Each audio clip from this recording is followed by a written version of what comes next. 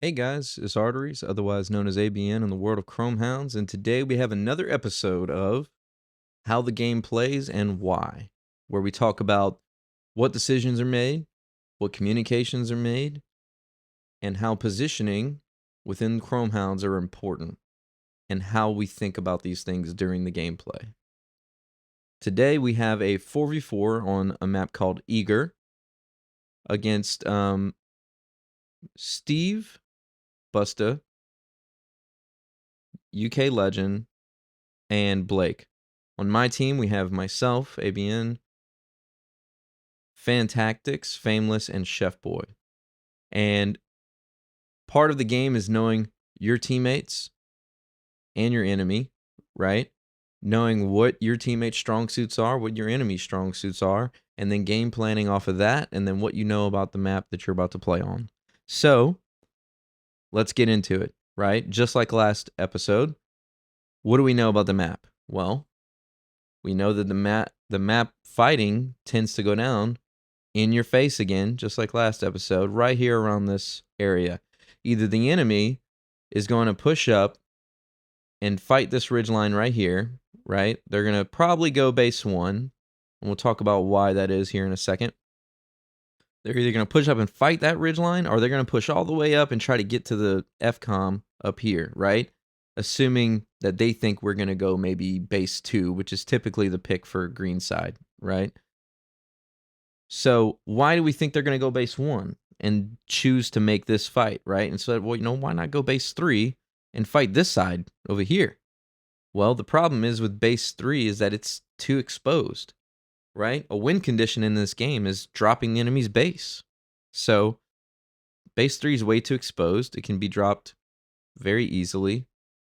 So no, we don't think they're going to go base 3. Well, why don't they go base 2? Well, it's 2 out of the fight. Like I said, this map is very fast, right? The fight tends to go down on this hill on this side of the map, right? Nobody really fights this side. Fight goes down here. Well, if they go base 2, then we can beat them to this hill, and then they have to fight an uphill battle to try and get up this hill. It's just not good positioning at that point, right? So the only real logical reason is base 1. Okay, so now we know where the enemy more than likely is going to be coming from. Okay, what type of hounds are they going to bring? Well, for us, coming from this side, whether we go base 2 or base 1, right? We're pretty exposed, right? You know, this is open field here. There are hills here, but it's pretty exposed. Same thing, if we go up on the hill, there's not much cover, right? So, more than likely, the enemy's going to have some snipers, right? We anticipate that 100%. They're probably going to bring more than one, okay? What else? Well, they're probably going to bring splash. You know, you see a triple single in almost every game we play nowadays. It's because it's probably one of the most meta hounds in the game. It's a glass cannon, but it does mega damage, and it can deliver that damage from across the map if you know how to play it. So we anticipate seeing one of those, okay? So 2 snipers and a triple single. What's their fourth guy going to be? Well, probably going to be an AR or a cannon hound or something up close and personal. Maybe howitzers, nades, I don't know. So some type of soldier, right? Okay, so now we have a good understanding of where the fight's going to go down. What type of enemies are we going to be looking at, right? Okay, so what are we going to do to combat that? If they have snipers and splash, I don't want to be here out in all this open or exposed with no cover on top of this hill. I really don't. Initially, that's what we wanted to do, was push and kind of try to get to this ridgeline here. Well, I kind of sided against that, and my team understood what I was saying. And then Chef Boy came up with a great idea. He said, hey, why don't we just push all the way up this yellow line and come and grab this ridgeline way over here?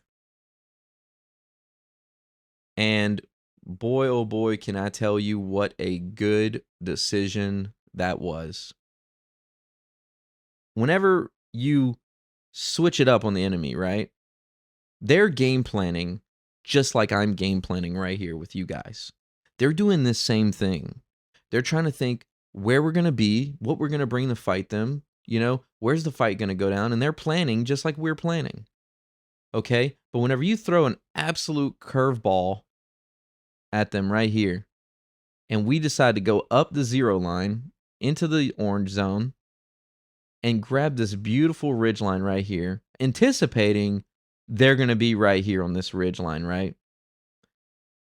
They're not expecting that. And we didn't expect them to expect that.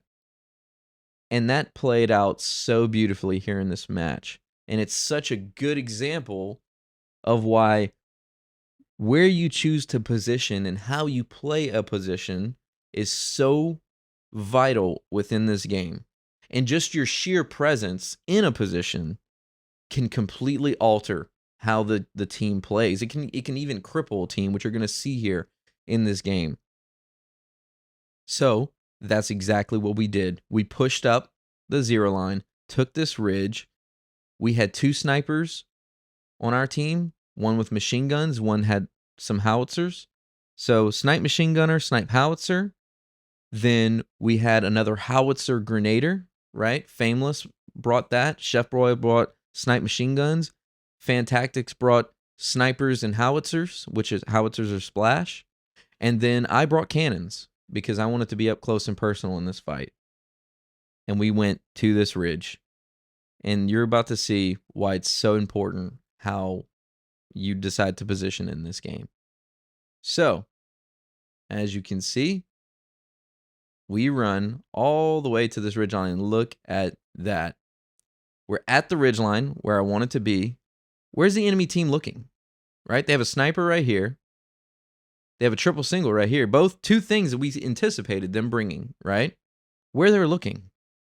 They're looking up the hill, up to the F combus, and they're looking over to that open field space that I said I did not want to be in. They have no clue that we are here, right? At all. And this is perfect. So I'm grabbing the ridge line. Oh, look at the radar. And what is it? Oh, there it is. That is ARs. But the good news is that it doesn't look like he has any grenades. It looks like a 6 AR, right? Well, this is great news because that means he can't really shot weight me and deliver a very punishing blow to me with 6 ARs. He doesn't have like grenades or anything that can do a very major amount of damage with one, shot. So as you can see here, this is their snipe nader. And what he's doing is he's trying to go on top of this hill and go left to try to cut off Chef Boy. Chef Boy, remember I said, he went left. He wanted to go all the way as far as he could left to try and get flanking fire on them while I took the fight, head on with my cannons. So that's what he's doing. Now they're trying to counter him, okay? So that's what he's trying to do. He's trying to get over there. Okay, they have another sniper. So they brought 2 snipers, a triple single, there's their triple single shooting, and a 6 AR. Okay, so this is pretty evenly matched in my opinion. We have some splash, they have some splash. They have a soldier, which is their 6 AR. We have a soldier, which is me and a cannon. And then they have 2 snipers. We have a sniper with a little bit of splash. So it's pretty evenly matched here, right? Now, this is what I call, what I look at as kind of like a stalemate situation. You can see their 6 AR ran away. He saw what was in front of him. It was just him on this ridgeline. There's 4 of us here. He didn't want any of that, and rightfully so. He would have probably died very quickly if he would have tried to fight us. So he made the correct decision and he fell back. And he's pushing up towards FCOM on that hill where the fight normally goes down. So we couldn't figure out why he's doing that, but that'll be relevant here in a little bit. So now we're just trying to splash, snipe, deal any amount of damage that we can do to the enemy team in the meantime. But it's kind of a stalemate, like I was saying, because they're on a ridge line, we're on a ridge line, right? This happens in Chromehounds all the time. And then we're just kind of here, right? Okay, what do we do? What do we do? What do we do? Well, this is a really important part of Chromehounds. What do? You wait for opportunities, and whenever they give you one, you have to act immediately. The decision making within this game is very quick, even though this isn't a very fast-paced game, right? It's not any of these, new extraction shooters, fast pace or anything like that, right? This is a slower paced game with fast decisions that have to be made, right? Right here, I made a decision that ultimately just completely changed the entire course of this game for the better for our team. Not tooting my own horn. I'm just saying this was a very good play, and this is what you should look for during your game and seize the opportunity, right? I know I have Chef Boy behind me with snipers, right? He's backing me up. The enemy team sent a sniper up on this hill, if you remember, on the left side to try to combat me and Chef Boy on the side of the map. The problem is I haven't seen him in a little while, right? He hasn't been relevant here in a minute or two, which a minute or two in Chromehounds is a long time, okay? So at that point, it popped in my head, okay, I think he fell back, right? There's no cover on top of that hill. So he was probably taking damage from not only Chef, but our other sniper, and he has Splash coming at him. He decided to get out of there, okay? Now they have no body to flank me from the side if I decide to take the fight to them, which is exactly what I'm going to do here. I'm going to take some ground. I'm going to take a power position against the team on this ridge line here, okay? And see, look, at this point, I don't even think they know I'm coming, right? They should see me on radar here in a second, right? That's them on the radar, right? They should know I'm here. Their ACV is shooting at me. They should know that I'm coming, right? And I think they did at this point. But what can they do, right? And then look at this. 3 guys all in front of me, and I have their most dangerous weapon on their team within a spitting distance of me, right? Which is a very bad situation for this triple single, okay? A triple single is a very powerful hound in this game. You see one in almost every match we play. They do a ton of damage, but they're a glass cannon, right? And whenever you have a cannon hound in front of you, remember the term I keep using, shot waiting. Whenever he fires, if he chooses to shoot right here, I'm going to I can almost one-shot him. I'm going to punish him so hard that he's not going to want to shoot again, right? The only problem is I have these other 2 guys to worry about at the same time, right? So back to positioning in Chromehounds. Positioning, I touched on this in the last video. It is one of the most important parts of this game that people don't understand. And the way that my team chose to position in this game is so crucial that it literally crippled the other team here.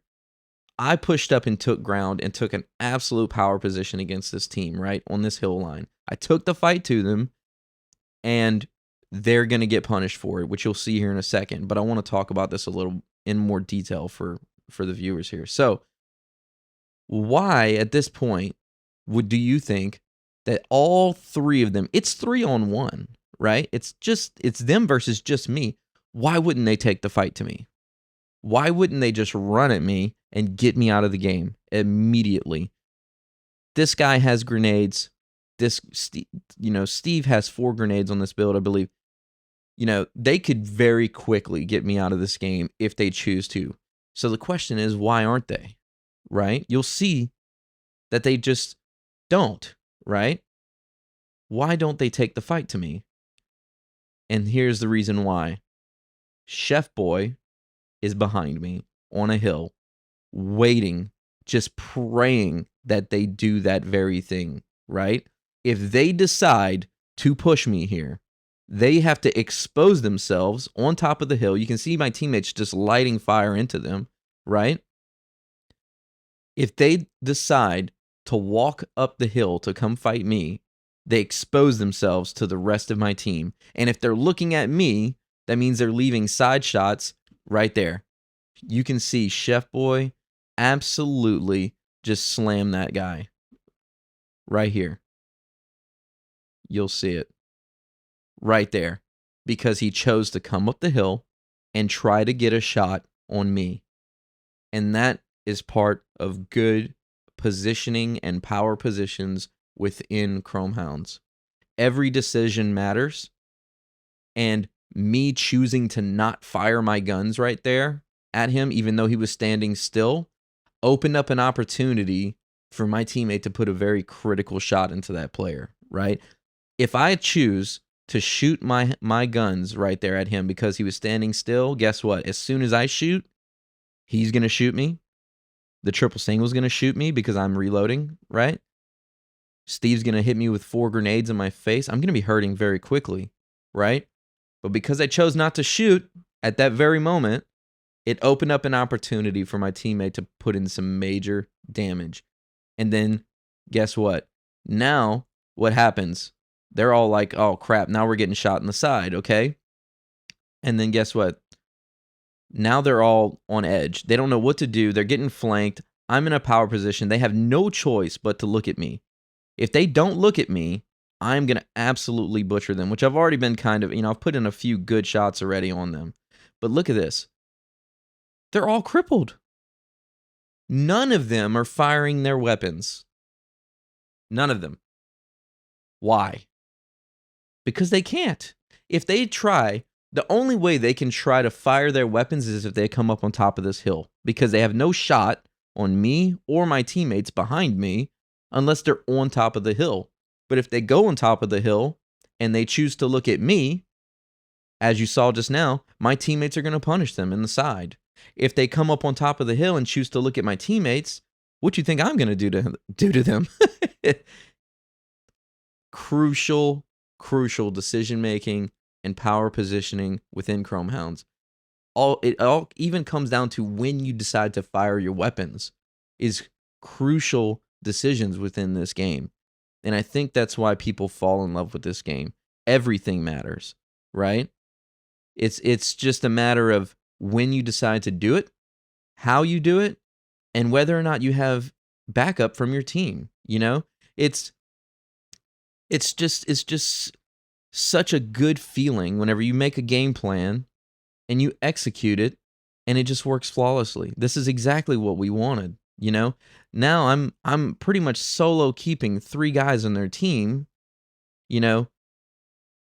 pretty much keeping them crippled. They're getting, absolutely destroyed here. Not nothing against these guys. They're all great players. But this is part of what I'm preached about in the last episode, and I thought this was a really good example to show regarding it. And as you can see, these guys are just getting, they're just getting butchered now. Chef Boy pushed up a little bit to come help me. At this point, we got to get the triple single out, right? That's why my sole job as a soldier hound, being this up close and personal, I got to take out the biggest threat. The biggest threat is always going to be the triple single. But look, even though I'm not really shooting at him very much, he's crippled. He can't shoot back. If he fires his guns, he's going to die. He's going to die because that it's just the nature of the game. I'm waiting for him to do it. And look, excluding me getting absolutely slammed there, our team is just steady butchering the other guys while they're all focused on me. They're all looking at me and ignoring him. It's crazy how, just the type of build you choose to take into the battle can really alter the way other people, play. Because, same thing if I was in a triple single in this situation, they're all going to be looking at me as well because it's just a very dangerous hound, It's just the way it is. But look, the triple single, their most dangerous weapon, just he can't shoot his guns. And then right there, clutch shot, he's out. Done deal. Chef Boy still has my back. Now, we got to focus another guy here. Let's see. I think Steve is the more hurt than Blake. So I decide I'm going to start shooting at him. completely ignoring the other guy, and bam. So here's another thing about Chromehounds. I don't know if y'all noticed what happened there. Look at that. I completely missed him, right? I shot out in front of him, but lag in this game does exist, right? Steve is, he's all the way in the UK. There's a desync lag here, right? This happens in Chromehounds all the time. So whenever you see somebody, if you see me miss him and stuff starts blowing off of his hound, it's not because of anything crazy. It's just on my screen, I shot in front of him. On his screen, I hit him. Simple as that, right? So that comes even to further decision making within the game, right? If you know you're playing against somebody that lags a little more than others, you gotta take take that into account. You gotta lead them a little more because where you see them ain't exactly where they're at on their screen, and it goes based off of their screen, not yours. So that's why you see me miss him there, and I still took out his legs. And we're just going to keep fighting. But there's a very important thing going on right now that none of us noticed until right about this moment. What happened to the 6AR that we saw at the beginning of the game? I bet you guys didn't even realize either as well. Where's the 6AR? Oh no. He's probably killing our base. He ran away up to FCOM, if you remember, and he's probably killing our base right now. So at this point, we're like, oh no, not like this. Don't let our amazing game plan that just fell into our laps so beautifully go to waste like this. Not like this. So at this point, Fantactus and Fameless are both running as fast as they can to get back to our base. And about this moment is where they were like, yep, he's shooting the base. I can see him. But the good thing is we realized what was going on. We realized he wasn't in the fight.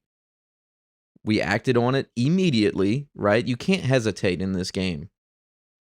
It will simply get you killed or just lose the match if you hesitate with decisions. If you feel the decision is the right one, you need to just do it most of the time. Of course, communicate with your team, right, about doing it, but you just got to do it. And so our team ran back immediately to the base to get to try and combat this situation. As you can see, we just killed Blake there. That's 3 of them out. Last one, and there he is over there. He's shooting our base, okay? So now you can see Chef Boy on our team that was fighting with me has machine guns. He's starting to shoot their base. Machine guns will take out a base pretty quickly if you have enough of them. So he's shooting their base. They're shooting our base. But the problem is Chef Boy, there's no way Chef Boy's gonna, there's no way he's gonna, kill their base before this guy kills ours. ARs will take out a base very quickly, and he's been shooting our base for a minute. But thankfully, we noticed enough in time that the 6AR was not in the fight and that he was probably doing what we thought, which was dropping our base. 2 of our teammates turned around that both had splash and immediately handled the situation. They both ran over there and immediately started splashing the 6AR. The 6AR got stripped and they killed him. And we won the game. And this was another really, really good example of why positioning and paying attention in this game is quite literally just everything. Like I said in the last video, being able to hit shots with your guns and make, good shots in the game, that's one thing. Sure, of course it makes a big difference, right? It's good to be able to make good shots and actually hit your opponents, right? But more importantly, just presence, right? Your presence on the map and how you use that presence is just so vital, and it makes such a big difference. I mean, I literally pushed up to this ridgeline here and disabled almost the entire enemy team by myself. Other than Chef Boy being behind me, right? But they couldn't do anything. It's it's it's so crazy that one decision like that can just completely alter the whole way the game unfolds. And so we kept them locked into the position that we wanted them to be in, and we used it to our advantage, right? It's it's such a beautiful part of this game, the tactical plan making and tactical, fighting with your teammates and using your teammates to your advantage or using a power position to your advantage in order to get a win. And I think, back in the day, like I said in the last video, I think back in the day there weren't enough people that understood positioning in this game and why it's important. And I think this footage here displays it so well. I just had to talk about it. So now we have a much more bigger understanding of positioning and why it's important in Chromehounds. I hope you guys all enjoyed this video. You know, like I said, we would love to see more people come play this game with us. If you played this game back in the day on the Xbox 360 and you have a computer now, you can come play. If you didn't play this game back in the day, but you've always seen videos about it and you thought, man, that looks like a fun game, and you wanted to play it, if you have a PC, you can come play. Come play with us. I put a Discord link in the bottom of every single one of my videos, and within that is our server for in our Discord that we play.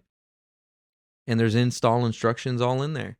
If you can't, if you're struggling with the install, you can always just join one of the voice channels. There's almost always people in the server, and somebody will help you. We are really, really encouraging anyone that's interested to come play, especially old heads that played back in the day like I did. I was a kid back in the day playing this. So it's the game is back in all its glory. It's a little bit different than back in the day, but it's still this amazing, amazing game. And if you didn't get to experience it back in the day, but have always been interested, like I said, please come play. We encourage everyone. I hope you enjoyed.